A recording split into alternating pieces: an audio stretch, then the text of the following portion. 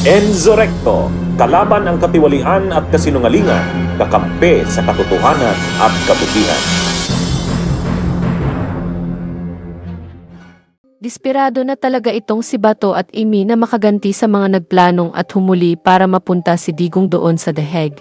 Dahil po mga kabunyog, kahit yung may-ari ng eroplanong sinasakyan ni Digong papuntang The Hague, kailangan raw managot. At alam ba ninyo mga kabunyog kung saan raw siya hihingi ng tulong? Balak ni Bato na humingi ng tulong sa Pangulo ng Amerika na si Donald Trump. Dahil po mga kabunyog, nagpalabas kasi ng executive order itong si Trump na dapat sanctions ang lahat na tumutulong sa ICC.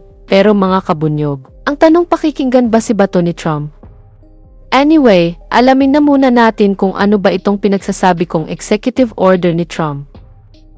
Nilagdaan ni United States President Donald Trump ang isang executive order na nagpapataw ng kaparusahan sa International Criminal Court o ICC dahil saan ay hindi makatwirang pag-target sa Amerika at Israel. Ang kautusan ay naglalagay ng mga financial at visa restrictions sa mga individual na tumutulong sa investigasyon ng ICC laban sa mga mamamayan ng US o mga kaalyado nito. Matatandaan noong November 2024, may inilabas na arrest warrant ang ICC laban kay Israeli Prime Minister Benjamin Netanyahu kaugnay ng mga di umano'y krimen sa Gaza. Binatikos ng White House ang ICC, sinasabing pinahina ng ICC ang karapatan ng Israel sa pagtatanggol sa sarili habang hindi pinapansin ang mga kilos ng Iran at mga anti-Israel na grupo. Yan mga kabunyog, narinig po natin itong nasabing balita hinggil dito sa pagpataw ng sanctions ni Trump sa mga tumutulong sa ICC. Anyway, ito mga kabunyog, panoorin naman natin itong paghingi ng tulong ni Bato kay Donald Trump. If President Duterte is a protected person under the American executive order of President Trump, does that mean the person will have all his or her assets in the US frozen? Nalilito kami kasi in providing the means of transport so that the former president iti-turn over sa ICC, binigyan ng transportasyon, material support or provision of services ang tulong niya, di ba po? Talagang hindi naman mangyayari yun kung wala yung eroplano. So, Madam Chair, if Malacanang is cooperating with ICC, albeit patago, kahit na dinay nila, kahit ano kasinungalingan na pinagsasabi nila, nag-cooperate pa rin sila dahil nangyari na nga nandun na si Pangulong Duterte.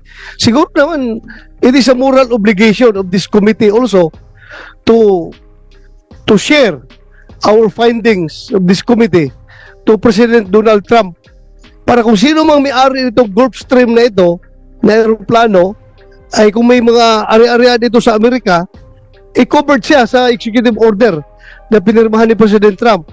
So kung sino mang may-ari ng aeroplano na yan, mananagot siya kay President Trump. Sigurado ako, kung may Gulfstream ka na aeroplano, mayroon kang mga ari-arian sa Amerika. Kaya prepare for the repercussions of your action.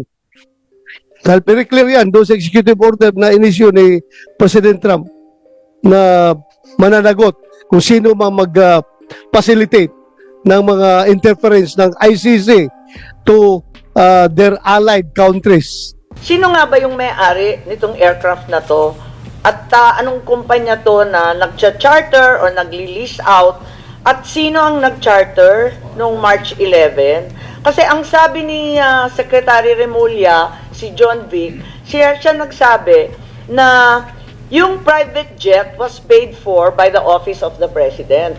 So ngayon, tinatanong ko, if the company or person who owns the plane was authorized to charter it or lease. Grabe ka Bato, napakakapal talaga ng mukha mo. Hihingi ka pa talaga ng tulong sa ibang bansa. At Pangulo pa talaga ng Amerika ang bubulabugin mo. Hay naku!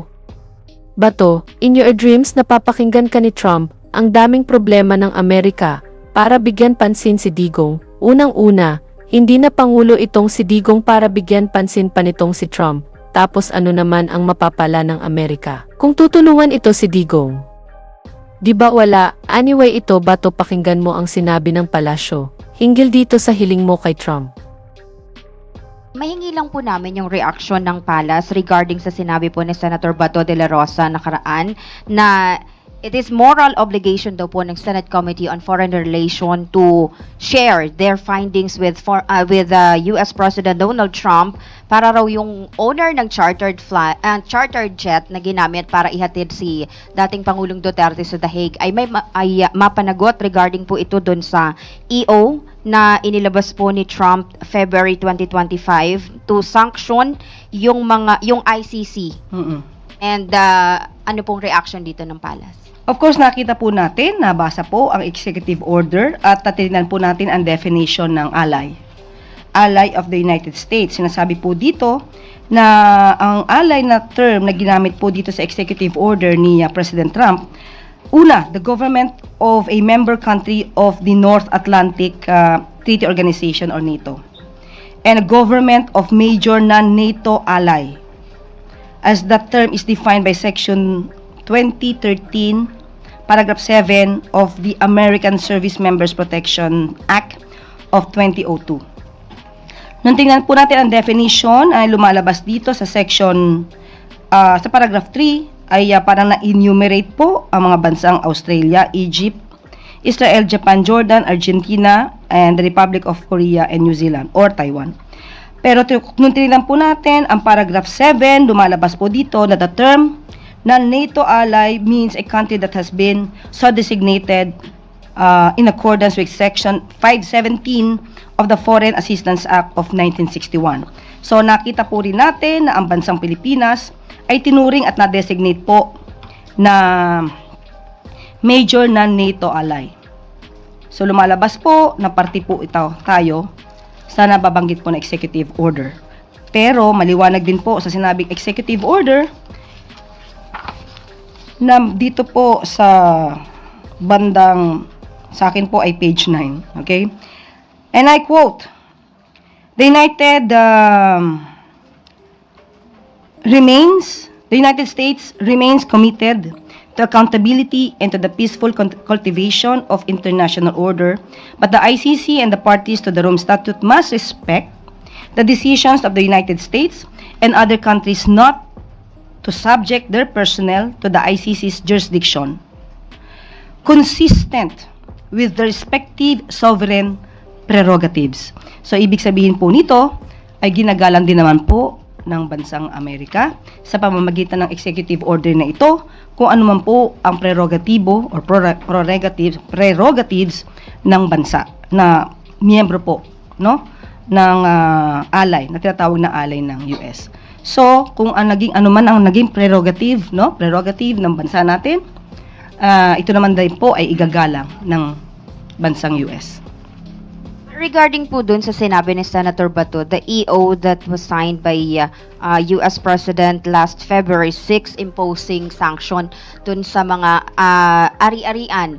Kasi ang parang gusto po ni Senator Bato na kung sino daw po yung may-ari ng chartered plane na ginamit, kung may ari-arian man daw sa US is mapanagot. Kaya nga po, kaya ko po binasa itong provision na ito at nilalaman ng executive order kasi ginagalang po ng bansang US kung ano yung prerogative ng bansa. Kung ang bansa po natin at ang pamahalaan natin ay nagkaroon ng pagdedesisyon ayon sa ating RA 9851 at sa pakikipag-cooperate sa Interpol, yun naman po ay hindi naman po hahadlangan ng US at irerespeto po nila yung sovereign prerogatives ng bansa. So, wala po ako nakikita na maaaring maging dahilan ni Senator Bato para siya ay tumakbo sa US para humingi ng tulong para ma-freeze yung asset ng may-ari ng aircraft. Yan Bato, narinig mo itong sinabi ni Attorney Claire Castro, isa sa taga-pagsalita ng palasyo, na sinabi niya dito na kung ito dumaan sa Interpol, ito ay gagalangin ng Amerika dahil hindi naman ICC ang direktang humuli dito. Dito mga kabunyog, supalpal na naman itong si Bato. Sa kanyang mga pinagsasabi, nahihibang ka na Bato, wag ka na nga umasa na tutulungan pa kayo ng Amerika. Unang-una, kung siraan ninyo noon itong Amerika, ay grabe, at ngayon hihingi ka ng tulong sa Amerika, isa yang malaking kalokohan. Anyway, dito na lang po ang aking topic. Mabuhay po tayo mga kabunyog. Bunyog, bunyog, halikan na kasama ka. Bunyog, kapag buklod ay may pag-asa. Luzon, Visayas, Mindanao, isa ang pananaw. Sa bagong Pilipinas ang bunyog isisigaw.